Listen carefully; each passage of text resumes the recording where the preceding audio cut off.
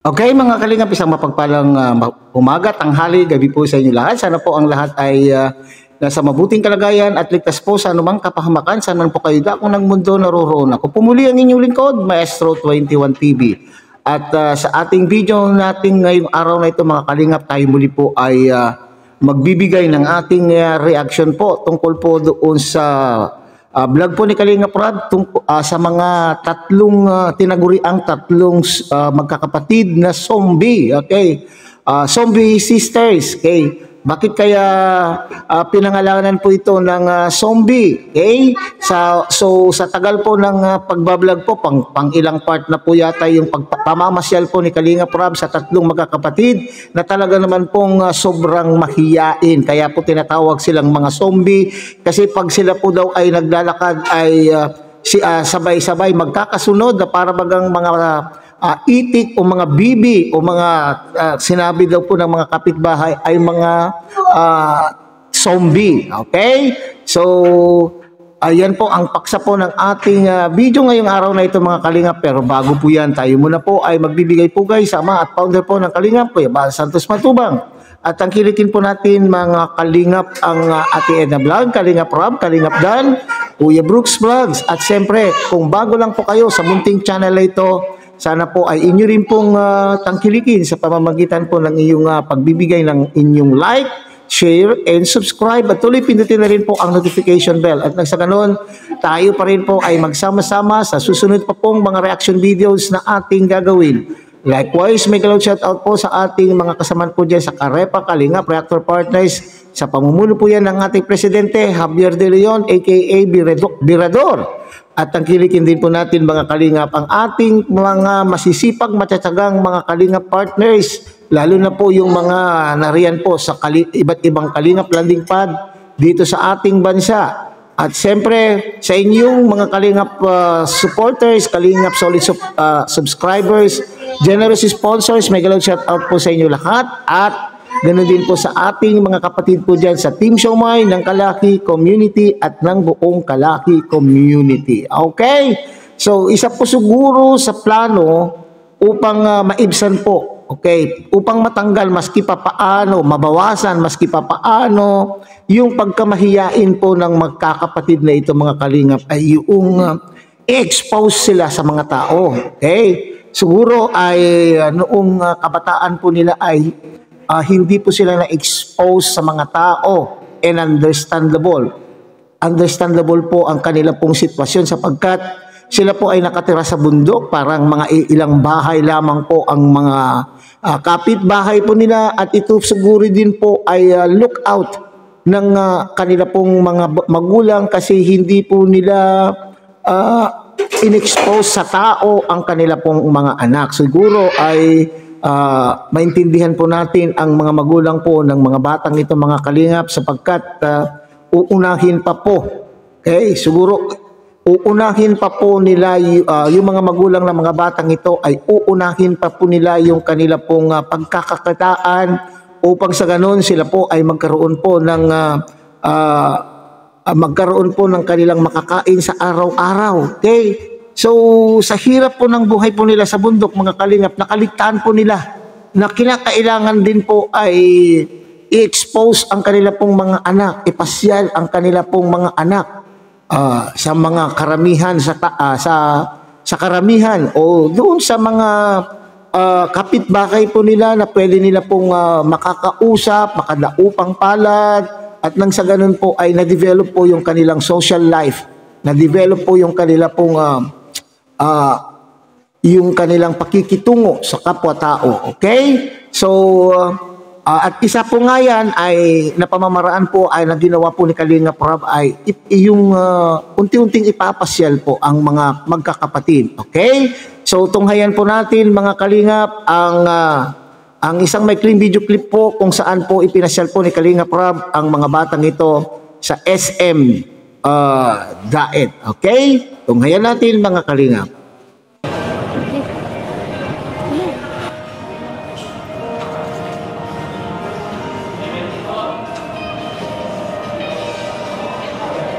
Dito tayo na sa SM na to. Ngayon lang kayo nakapasok dito? Ngayon lang. Huwag kayo matakot. Huwag kayo matakot. Relax lang kayo. Ano? Gulat ka, no? Nagulat si Chris, no?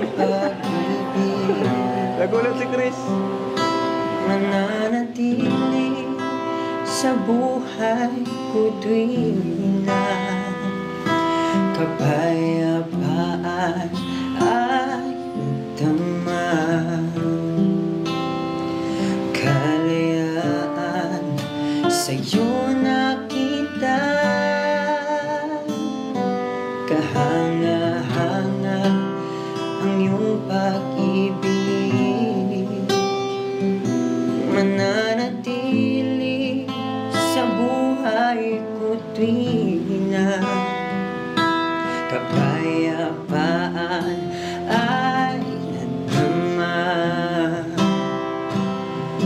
Kalayaan sa'yo nakita, ako ay aawi sasamba, sasambahin at pupurihin ka, purihin ka sa iyong ginawa. So yan mga Kalinga pa, nakita po natin, sinasabi po ni Kalinga Prab dyan po lang ngayon, sabi po ng ina ay sa ngayon, ito po yung kauna-unahang pagkakataon na sila po ay nakalabas at sila po ay nakapunta po riyan sa SM. Okay? So makikita po natin, mababanaag po natin mga Kalingap sa mga mukha po ng mga batang ito na talaga po naman hiyang-hiya po sila. Okay? Nahihiya po silang mikihalubilo sa tao. Mabuti na lamang po mga Kalingap pa. Mabuti na lamang po at nandyan po si Kapitana. Kapitana Grace. Okay, siya po ay matyagang umaalalay po sa tatlong magkakapatid na nahihiya po sa tao. Kitang-kita po natin yung sa mukha po nila na sila po ay nahihiya. Sana po ay hindi ito yung una at huli na pamamasyal po ng mga batang ito. Siguro kung magawan po ng pamamaraan ay nandyan naman po itong si Kapitana Grace na matyagang umaalalay sa mga beneficiary po ng kanyang kuya, ay siguro maaaring papapasyalan po ni Kalingap Rob sa kanya pong mga Kalingap boys ang magkakapatid at nang sa ganun ay parati po silang ma-expose sa tao at siya nga pala po mga Kalingap sa mga hindi nakasunod, hindi nakasunod sa ating topic, sila po yung mga bata o mga dalagita na hindi na-expose sa tao. At minsan nga mayroon pong vlog si Kalingap Rob na pinagsaraduhan pa po sila, di po ba? Pinagsaraduhan po si Kalingap Rob noong sila po ay binisita minsan at sila po ay binigyan po ng pasalubong mula po sa Hong Kong. Okay? So, ngayon naman,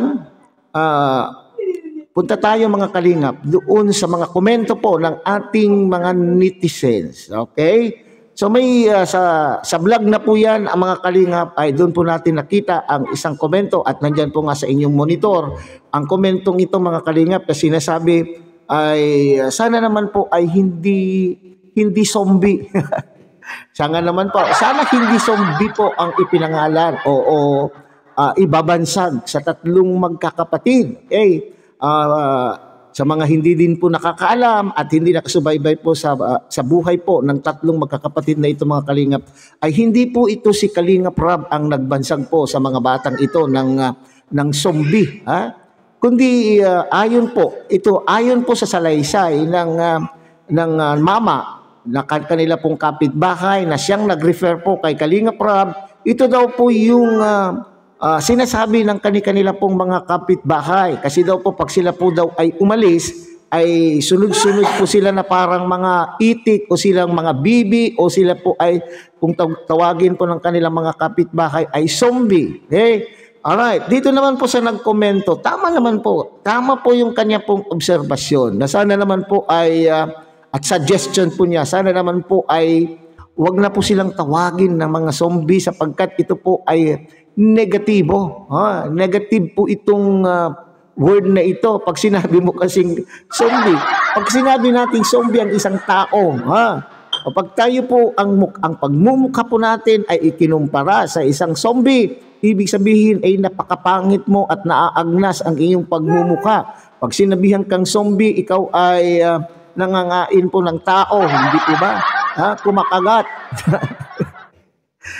Kumakagat po ng tao. Siguro naman po ay hindi ganito po yung katangian po ng tatlong magkapatid. Okay? So sa nakita po natin sa part 1, part 2, part 3 ay hindi naman po sila mga zombie. Katunayan nga po ay may angking mga kagandahan po ang magkakapatid na ito. Sila po ay mahiyain po lamang. Tama po yung mga nagkomento. Marami din nagsasabi po dyan na mahiyain lamang po ang magkakapatid sapagkat hindi po sila na-expose sa tao. Okay? Siguro naman ay sa susunod na mga vlog po ni Kalinga Prab ay hindi natawagin na mga zombie, hindi ba?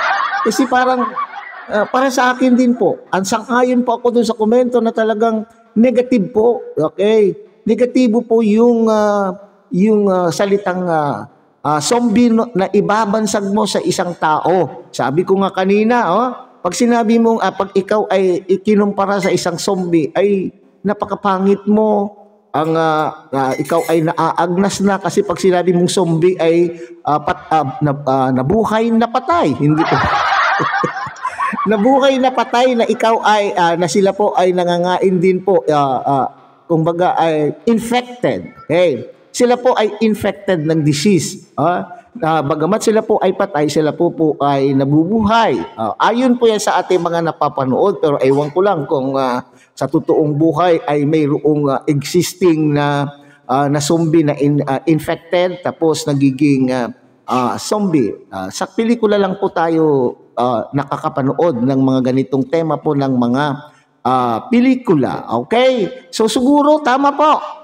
Sa susunod pa po siguro na pagkakataon ay hindi na po sila tatawagin bagkus sila po ay sasabihin mga magkakapatid na mahiyain. Okay? Yun siguro po ang mas nararapat kasi masakit din po siguro sa magulang na tawagin ang kanila pong mga anak na sila po ay mga zombie. Okay? So sana lang ay again tuloy-tuloy na po ang kanila pong paglabas sa kanila pong mga lungga.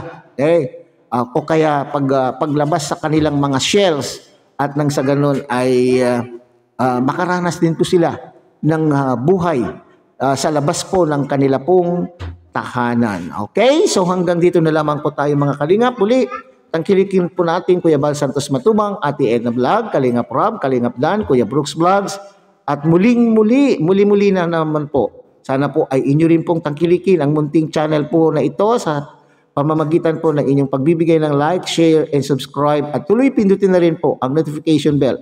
At nang sa ganon tayo pa rin po ay magsama-sama sa susunod pa pong mga reaction videos na ating gagawin. Muli isang mapagpalang umaga, tanghali, gabi po sa inyo lahat. Mabuhay po kayo at God bless everyone.